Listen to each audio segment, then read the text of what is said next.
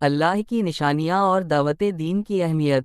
بہت دفعہ ہم اللہ کی بنائی ہوئی نشانیاں دیکھتے ہیں، جیسے آسمان کا نیلا پن، زمین کی وسعت، خوبصورت درخت، حیرت انگیز جانور اور انسان کی تخلیق، مگر ہم ان پر غور کیے بغیر گزر جاتے ہیں۔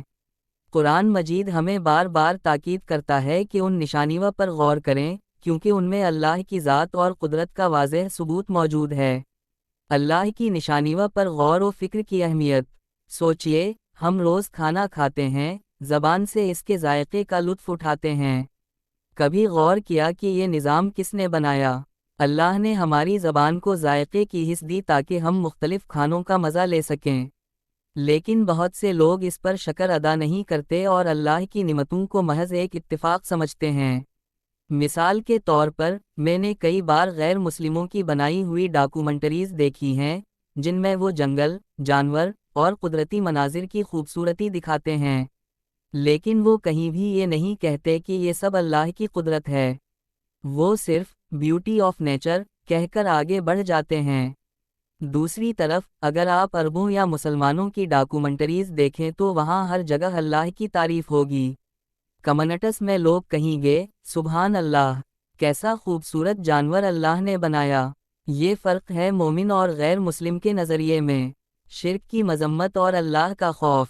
قرآن میں اللہ نے بار بار شرک کی مذمت کی ہے۔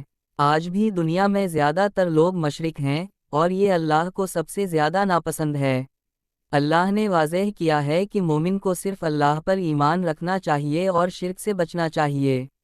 حضرت محمد صلی اللہ علیہ وسلم کا حال یہ تھا کہ جب کبھی بادل آتے یا قدرتی آفت آتی تو وہ خوف زدہ ہو جاتے کہ کہیں یہ اللہ کا عذاب نہ ہو، حالانکہ اللہ نے ان سے وعدہ کیا تھا کہ ان کی موجودگی میں عذاب نہیں آئے گا، پھر بھی ان کے دل میں خوف ہوتا۔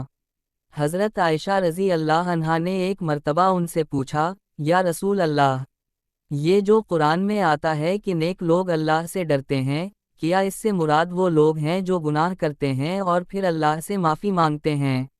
آپ صلی اللہ علیہ وسلم نے فرمایا، نہیں، یہ وہ لوگ ہیں جو گناہوں سے بچتے ہیں، پھر بھی اللہ سے ڈرتے ہیں۔ دعوت دین کا عظیم کام۔ اب بات کرتے ہیں دعوت دین کی۔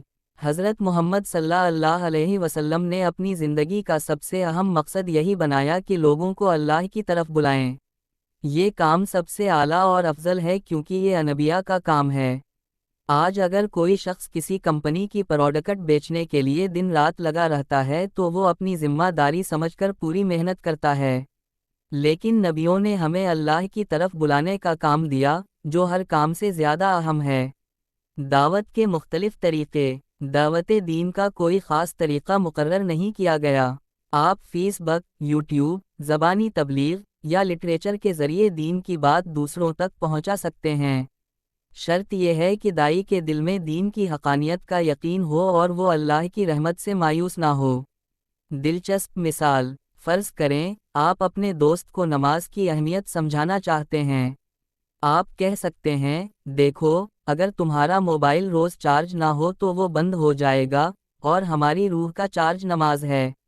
اگر ہم نماز نہ پڑھیں تو دل کا سکون ختم ہو جاتا ہے، اور زندگی پریشانیوں سے بھر جاتی ہے۔ نبی اکرم حضرت محمد صلی اللہ علیہ وسلم کی بشریت۔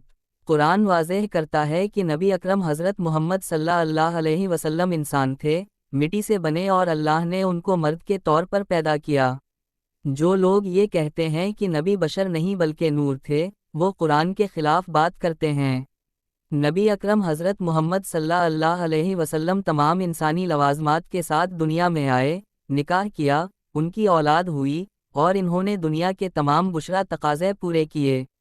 نتیجہ، ہم سب کو چاہیے کہ اپنے دن کے معمولات میں سے تھوڑا سا وقت نکالیں، اللہ کی نشانیوں پر غور کریں، اس کی نعمتوں پر شکر ادا کریں، اور دوسروں کو اللہ کی طرف بلانے کے کام میں حصہ ڈالیں۔ یہ کام نہ صرف ہماری آخرت سنوارے گا بلکہ دنیا میں بھی سکون کا ذریعہ بنے گا۔